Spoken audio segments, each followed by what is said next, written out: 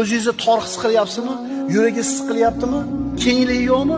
Demak, bu yerda bir xato ish qilgansiz, nuqsonli ish yoki gunoh qilgansiz. Yoki kimdir haqqini bermagan bo'lasiz. Bu sabab tavba va xatoni to'g'rilashni taqozo qiladi.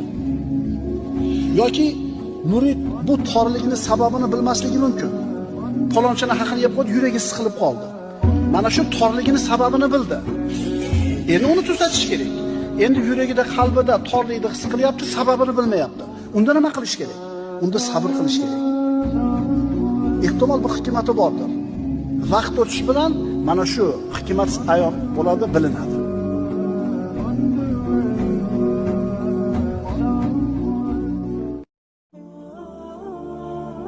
Assalomu alaykum kanalimiz aziz kuzatuvchilari.